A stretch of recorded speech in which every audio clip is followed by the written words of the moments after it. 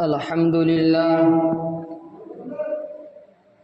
إن الحمد لله نحمده ونستعينك ونستغفرك ونؤمن بك ونتوكل عليك ونثني عليك الخير ونشكرك ولا نكفرك ونخلع ونترك من يفجرك. اللهم إياك نعبد ولك نصلي ونسجد. اللهم لك الحمد كله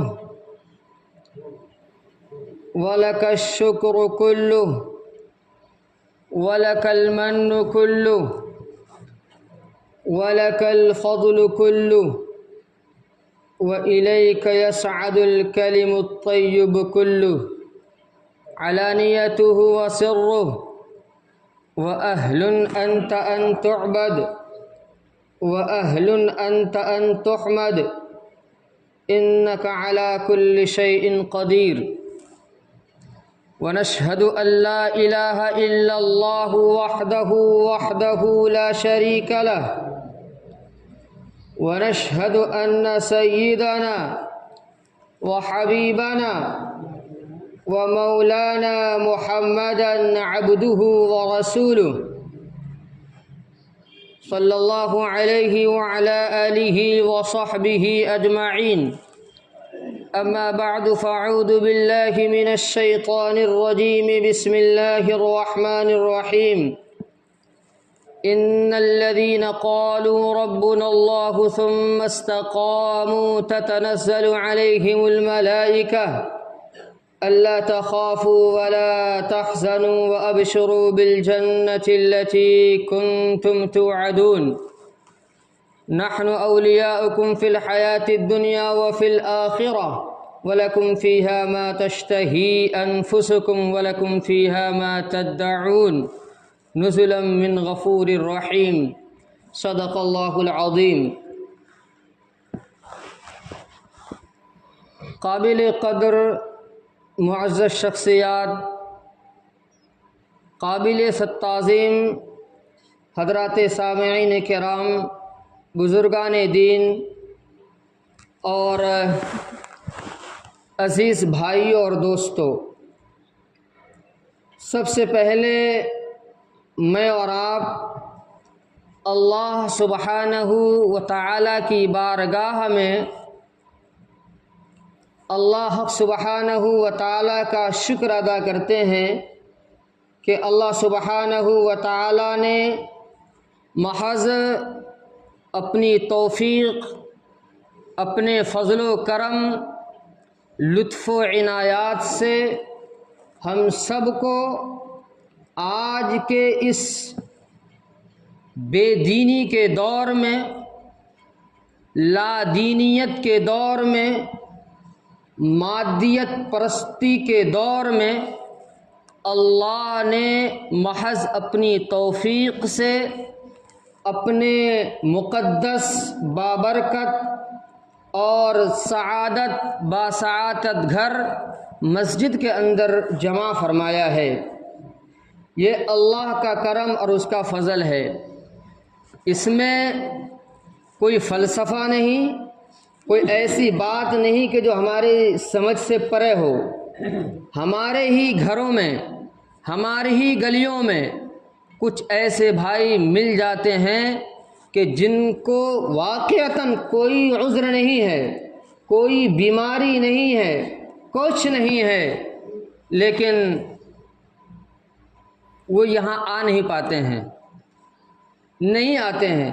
اگر میں اور آپ آ جاتے ہیں تو اس آنے میں میرا اور آپ کا کمال نہیں، یہ اللہ سبحانہ و تعالیٰ نے بلایا ہے. اس شکر پر اگر پوری زندگی بھی سجدہ کریں وہ کم ہے. یہ اللہ کا کرم اور اس کا فضل ہے. میرے بھائیو دوستو، اللہ تعالیٰ نے اس پوری کائنات کی تخلیق فرمائی، پوری دنیا کو پیدا فرمایا، اور پوری مخلوقات میں حضرت انسان، اس مخلوق حضرت انسان کو سب سے اعلیٰ، سب سے افضل اور سب سے بہتر بنایا ہے۔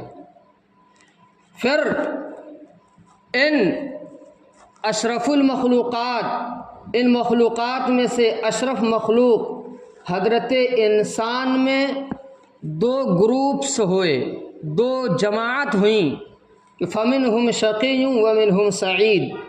کچھ لوگ تو وہ ہوئے اور وہ ہیں کہ جنہوں نے اللہ تعالیٰ کی مرضی کے مطابق، اللہ تعالیٰ کے احکامات کے مطابق نبی کریم صلی اللہ علیہ وسلم کی تعلیمات کو سامنے رکھ کر اور قدم کو پھونک پھونک کر رکھا کہ کہیں اس مالک کی کوئی نافرمانی نہ ہو جائے۔ کچھ لوگ ایسے ہیں کہ جنہوں نے اپنی خواہشات نفسانی کو نہ صرف یہ کہ دبایا بلکہ کچل ڈالا، اور کچل کر اللہ سبحانہ و تعالیٰ کے حضور یہ کہا کہ رب میں تیرا ہوں اور تجھ سے درخواست ہے کہ تو میرا بن جا۔ ایسے لوگ اللہ کو راضی کر کے سعادت مندوں میں، اچھے لوگوں میں اور نیک بختوں میں اور خوش قسمتوں میں اپنے آپ کو شامل کر لیا۔ لیکن سکے کا دوسرا رخ کچھ وہ لوگ ہیں کہ جنہوں نے من مانی زندگی گزاری، اپنی خواہشات کا غلام بندہ بن کر ہر موڑ پر، ہر جوڑ پر اور ہر گلی، ہر کوچے پر رب تعالیٰ کی نافرمانیاں کی۔ اللہ کے نبی حضرت محمد صلی اللہ علیہ وسلم کی سنتوں کا جنازہ نکالا، صحابہ کرام کی زندگیوں کے خلاف زندگی گزاری اور علماء کرام کے خلاف روز روز انہوں نے اپنا مشغلہ بنا رکھا۔ ایسے لوگوں نے اپنے آپ اور اپنی خواہشات کا غلام بندہ بن کر اللہ کی رحمتوں سے دور ہو کر اللہ کی پھٹکار کا ان لوگوں نے اپنے لیے ذریعہ اور سامان مہیا کر لیا۔ یہ گروپ ہے میرے بھائی، اللہ کے یہاں، اللہ سبحانہ و تعالیٰ کے نزدیک ان دونوں میں محبوب، مقبول، منظور نظر بندہ کون ہے؟ اللہ کے یہاں کامران، کامیاب شخص کون ہے؟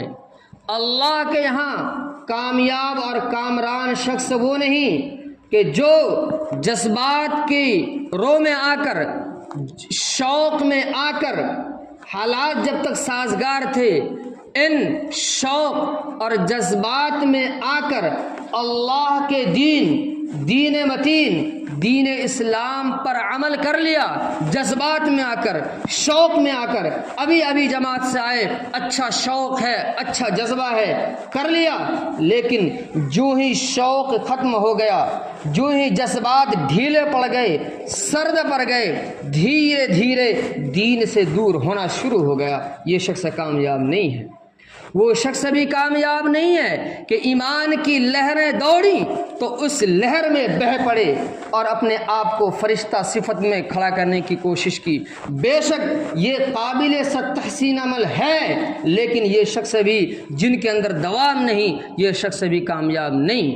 وہ شخص بھی کامیاب نہیں کہ رمضان کا مہینہ آیا، پوری مسجد کھچا کھچ بھر گئی، پوری مسجد کھچا کھچ بھر گئی، نمازوں میں بھیڑ، فجر میں بھیڑ، ظہر میں بھیڑ، عشاء میں بھیڑ، بالکل لوگوں کا امڑتا ہوا سیلاب، لیکن جو ہی عید گئی سب سے پہلے ٹوپی اتری، پھر داڑھی کٹی اور پھر نمازوں کو چھوڑنا شروع کر دیا، مسجد میں آنا بند کر دیا، اور پھر پاکی ناپاکی کا خیال تک نہیں رکھا۔ ایسا شخص بھی کامیاب نہیں۔ میرے بھائی، یہ شخص کامیاب نہیں، کامرانی اور سعادت مندی کی علامت نشانی نہیں ہے، یہ تو قیامت کی نشانی ہے، قیامت کی۔ اللہ کے نبی نے فرمایا کہ لوگو سنو، بادروا بالاعمال، بادروا بالاعمال، جلدی کرو نیک اعمال کے کرنے میں، کب؟ اس سے پہلے کہ وہ اندھیری راتوں کے ٹکڑوں کی طرح جس طریقے سے فتنہ رونما ہوتے ہیں، اس کے آنے سے پہلے نیک اعمال کرو، نیک اعمال کرو۔ اس وقت کیا ہوگا؟ اس وقت یہ ہوگا کہ یصبح الرجل، کہ آدمی صبح کے وقت تو اٹھے گا جب بستر پہ ایمان والا ہو کر اٹھے گا، ایمان والے فہرست میں اس کا نام ہوگا، لیکن شام ہوتے ہوتے اس کا نام ایمان والوں کے لسٹوں سے نکل کر غیر ایمان والا کافر بن گیا ہوگا وہ شخص، اور شام ایمان کی حالت میں کرے گا اور صبح سے جب بستر سے اٹھے گا تو کافر ہو کر اٹھے گا۔ میرے بھائیو، یہ کامیابی کی علامت نہیں ہے، یہ کامیابی کی نشانی نہیں ہے۔ کامیابی کی پھر نشانی کیا ہے؟ کامیابی کی نشانی کیا ہے؟ کہ نیک اعمال کریں، اس کے بعد فاستقم، ڈٹ جائیں، پہاڑ کی طرح ڈٹ جائیں کہ زمیں ٹلٹ نہیں، بالکل پہاڑ کی طرح ہم ثابت قدم ہو کر اس نیک کام کو حالات چاہے جیسے بھی ہوں کرنے کی کوشش کریں۔ اسی کا نام استقامت ہے۔ اللہ تعالیٰ کہتا ہے کہ ان الذین قالوا ربنا اللہ ثم استقاموا، اے لوگوں سنو، جن لوگوں نے اس بات کا اقرار کیا، جن لوگوں نے اس بات کا اعتراف کیا، جنہوں نے اس بات کو اپنے دل میں بٹھایا اور کہا کہ میرا رب اللہ ہے، کہا میرا مالک اللہ ہے، میرا خالق اللہ ہے، کرنے دھرنے والی ذات اللہ کی ہے، جس نے اس بات کو بیٹھا لیا، حالات کیسے بھی آئے، چاہے زندگی تلواروں کی جھنکار پر ہو یا پھر بندوق کی گولیوں کے دہانے پر زندگی کھڑی ہو، لیکن اس مرد مومن کے سامنے اللہ کا حکم آ جائے تو پھر وہ مرد مومن اس مکہ کی گرم ریت میں لیٹے ہوئے بلال حبشی کے ان جذبات، ان کلمات کو سامنے رکھ کر وہ مرد مومن کہے، حالات کیسے بھی ہوں، زندگی ختم ہونے کے قریب ہو، وہ بندہ مومن کہے کہ جان دی ہوئی بھی اسی کی تھی، حق تو یہ ہے کہ ربا حق ادا نہ ہو سکا، یہ شخص کامیاب ہے۔ میرے بھائیو، استقامت کوئی عید کے دن 10 میٹر والے کپڑے پہن کر اور اچھے پکوان کھا کر اور اپنے آپ کو مسلمان کی فہرست میں شامل کرنے کا نام واقعاً عید کی تیاریاں ہیں، لیکن یہ استقامت کی غرض و غایت نہیں ہے۔ استقامت کے لیے تو لوہے کے چنے چبانے پڑتے ہیں، ظلموں کی اور تشدد کی چکیوں میں اپنے آپ کو پیسنا پڑتا ہے، یہ ہوتا ہے، یہ اس کا نام ہے استقامت۔ میرے بھائیو، آج اغیاروں نے، آج باطل طاغوتی طاقتوں نے پوری کوشش لگا رکھی ہے کہ مسلمان کو اس استقامت کی طاقت سے ہٹا دیا جائے، اس استقامت کی طاقت کو مسلمانوں کے ہاتھ سے، مسلمانوں کے اعمال سے چھین لیا جائے۔ اور میرے بھائیو، یہ آج اس میرے اور آپ کے دور کی بات نہیں ہے، یہ روز اول سے ان باطل طاغوتی طاقتوں کی کوشش رہی ہے کہ جو کوئی مسلمان بھی کسی نیک اعمال پر جم جائے اس کو طرح طرح سے نئے انداز میں ہٹانے کی کوشش کی جاتی ہے۔ میرے بھائیو، تاریخی روایت ہے، حضرت عمر فاروق رضی اللہ تعالیٰ عنہ کا وہ دور یاد ہوگا آپ کو، آپ میں سے اکثروں نے یہ تاریخی روایت پڑھی ہوگی۔ سن 19 ہجری کا دور ہے، حضرت عمر فاروق رضی اللہ تعالیٰ عنہ کی حکومت کے اندر حضرت عمر فاروق رضی اللہ تعالیٰ عنہ نے حضرت حذیفہ، حضرت عبداللہ ابن حذیفہ السہمی رضی اللہ تعالیٰ عنہ کو اسلام کے لشکروں کے ساتھ اس شاہ روم کسریٰ کے پاس اللہ کے کلمات کو، اللہ کے دین کو پہنچانے کے لیے بھیجا۔ ادھر اس شاہ روم کسریٰ کو بار بار اور پل پل کی خبریں آ رہی تھیں۔ اس قیصر نے کہا تھا اپنے ان لوگوں کو، اہلکاروں کو کہ لوگوں سنو، جب محمدی پکڑا جائے تو مارنا مت، انہیں صحیح سالم میرے پاس لانا۔ خدا کا کرنا ایسا ہوا، یہ لشکر اسلام جب چلا ہے، پل پل کی خبریں پہنچ رہی ہوتی ہیں، لشکر اسلام چلا ہے، تو خدا کا کرنا یہ ہوا کہ ان کے کمانڈروں، ان کے اہلکاروں کے ہاتھ یہی عبداللہ ابن حذیفہ پکڑے جاتے ہیں۔ ان لوگوں نے، ان کے کسریٰ کے قیصر کے لوگوں اہلکاروں نے ان صحابی رسول کے ہاتھوں میں اور پیروں کو باندھ دیا، اور باندھ کر اپنے آقا قیصر کے سامنے پیش کیا۔ اس قیصر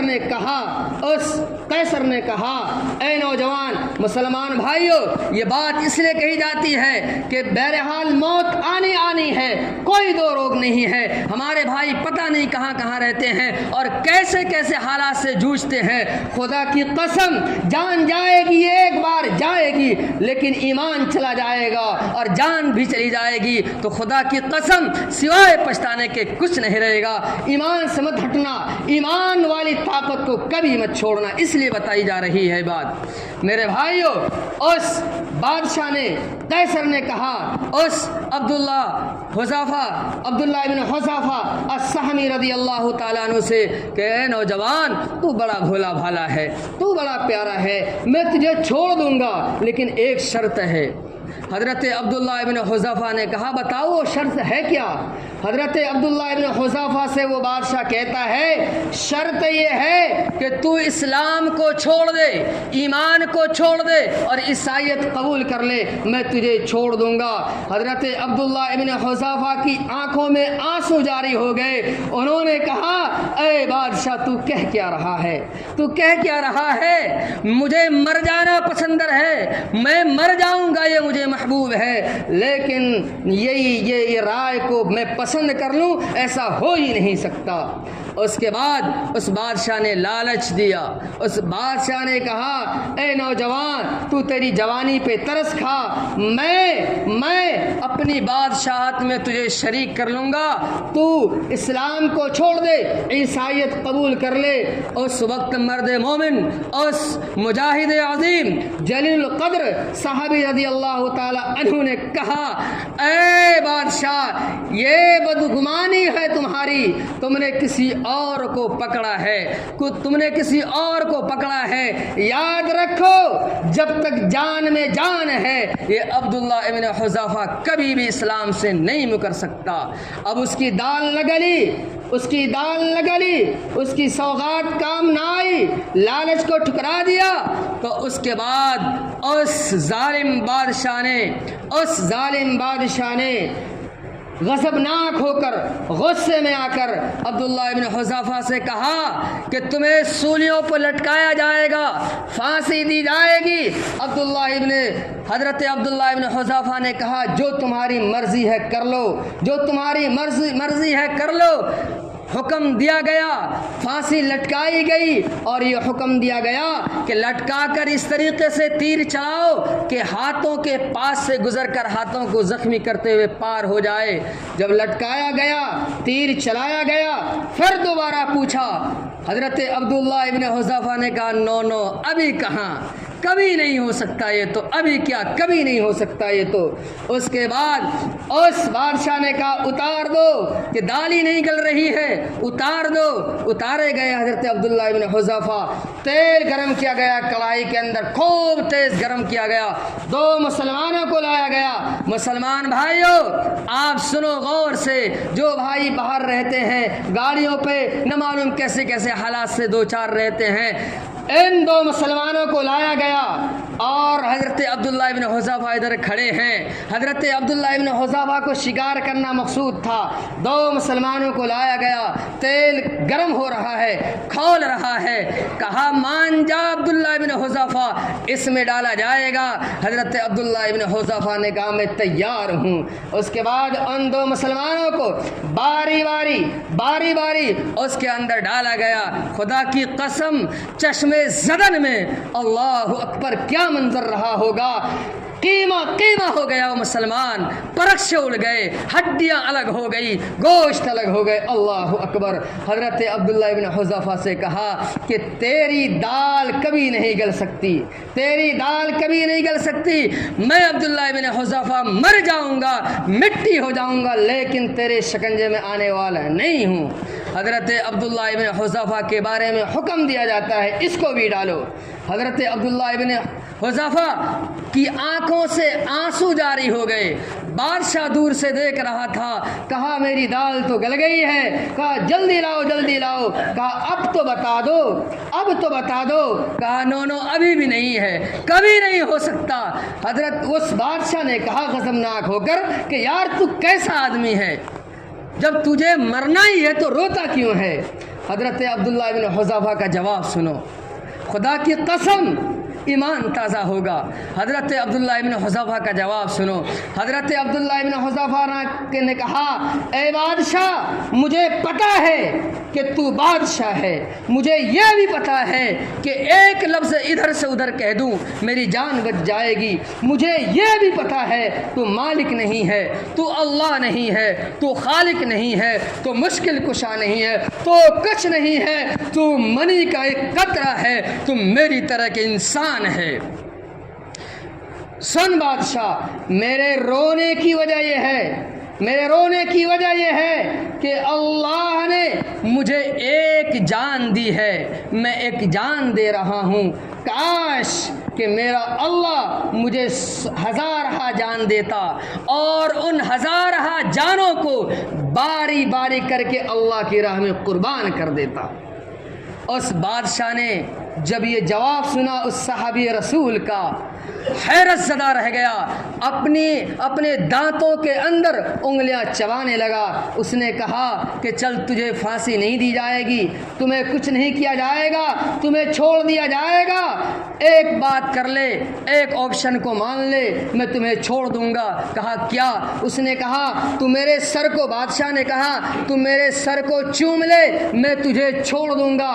حضرت عبداللہ ابن حذیفہ، سن لینا، کہہ دینا اتنا آسان ہے، خدا کی قسم ہاتھوں میں ہتھکڑیاں ہیں، پیروں میں زنجیر ہیں اور جان خطرے میں ہے، بادشاہ وقت شمشیر بے نیام لے کر کھڑا ہے، کیسا منظر رہا ہوگا اس وقت، لیکن ایمانی قوت بلا رہی تھی ان کو، ایمانی قوت کی وجہ سے وہ بندے مرد مومن چیخ اور چلا کر بادشاہ کی آنکھوں میں آنکھیں ڈال کر باتیں کر رہا تھا۔ حضرت عبداللہ ابن حذیفہ نے کہا میری شرط یہ ہے کہ میں تمہارے سر کو چوموں گا، لیکن میری شرط یہ ہے کہ میرے ساتھ ساتھ میرے دوسرے دیگر جو مسلمان بھائی قیدی ہیں ان کو بھی چھوڑنا پڑے گا، تب میں تمہارے سر کو چوموں گا۔ اس بادشاہ نے کہا تیری یہ شرط منظور ہے۔ کہا جب میری یہ شرط منظور ہے تو تیری بھی شرط مجھے منظور ہے، اور پھر آگے بڑھے اور بادشاہ کے سر کو چوما ہے۔ میرے بھائیوں، یہ بات ختم ہو گئی۔ یہ لشکر اب حضرت عمر بن فاروق رضی اللہ تعالیٰ عنہ کی خدمت میں حاضر ہوتا ہے، ساری آپ بیتی کی دی جاتی ہے۔ حضرت عمر فاروق رضی اللہ تعالیٰ عنہ کھڑے ہوتے ہیں اور کہتے ہیں لوگوں سنو، سن رہے ہو، آج کائنات میں کوئی سر ایسا ہے جسے چوما جائے تو آج یہ عبداللہ ابن حذیفہ کا سر ہے جو چومے جانے کے قابل ہے۔ کھڑے ہوئے سب سے پہلے اس بندے مرد مومن کے سر کو بوسہ دیا ہے۔ میرے بھائیوں، یہ بات ہم خود بھی سنیں، اس کو پڑھیں، صحابی کے واقعہ کو پڑھیں، اپنے بچوں کو سنائیں، سکھائیں۔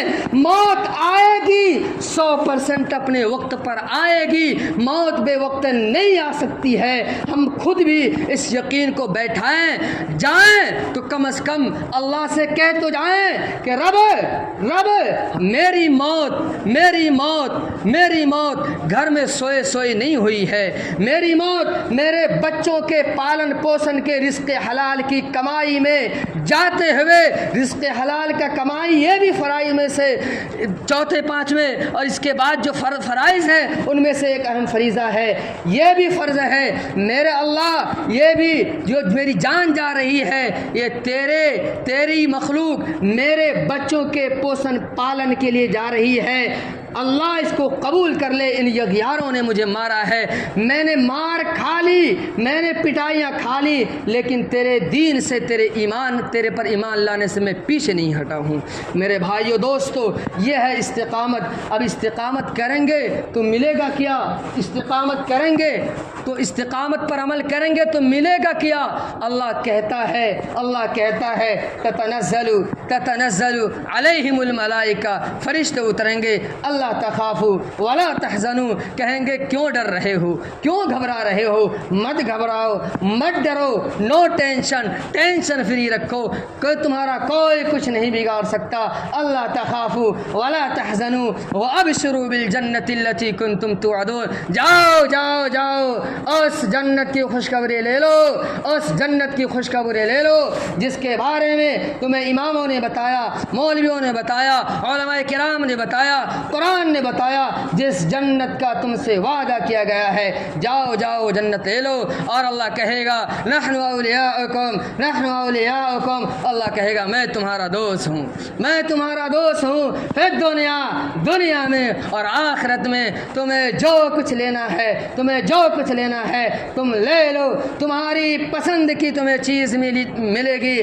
خیال آئے گا اللہ تیتر بٹیر کے گوشت کھانا ہے، بالکل لگ جائے گا، کھاؤ میرے بندے کتنے کھاؤ۔ اللہ کہے گا میرا اللہ کہے گا میرے بندہ بول، بندہ کہے گا میرا اللہ سننے کا، گانے سننے کا شوق ہے، اللہ حکم دے گا، آواز آنی شروع ہو جائے گی، کیا کیا سب کچھ ملے گا، اور اللہ کہے گا نزلم من غفور الرحیم۔ جو کوئی ظلموں کی چکیوں میں پس کر، ظلم و ستم کی چکیوں میں پس کر اپنے ایمان کو بچاتے ہیں، عقائد پر چلتے ہیں، اللہ کے رسول کی باتوں کو مان کر چلتے ہیں، ایسے لوگوں کے بارے میں اللہ کہتا ہے ایسے لوگ میرے کس کے؟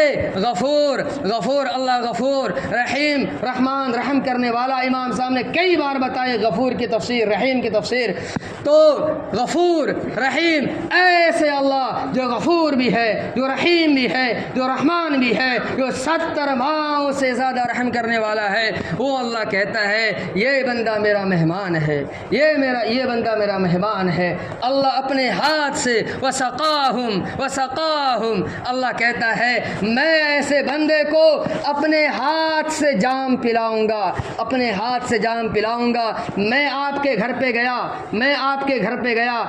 آپ نے مجھے پانی پلایا، پانی پلانے کا انداز یہ ہے کہ آپ نے اپنے غلام کو کہا، اپنے نوکر کو کہا کہ بھائی فلانا مولانا آیا، اس کو پانی پلا دو۔ مہمانی کا ایک طریقہ ہے، بے شک یہ بھی مہمان نوازی کا طریقہ ہے۔ آپ نے نوکر کو چھوڑا، آپ کا ایک بچہ، بڑا بچہ گھر کا مالک تھا، آپ نے کہا نہیں، نوکر نہیں، اس سے اعلیٰ کوالٹی کا جو مہمان ہوتا ہے آپ کہو گے میرا بچہ، اس میرا مہمان اپنا قریبی مہمان ہے، اس کو پلاؤ۔ اور کچھ مہمان ایسے ہوتے ہیں آپ کہتے ہیں نہ نوکر پلائے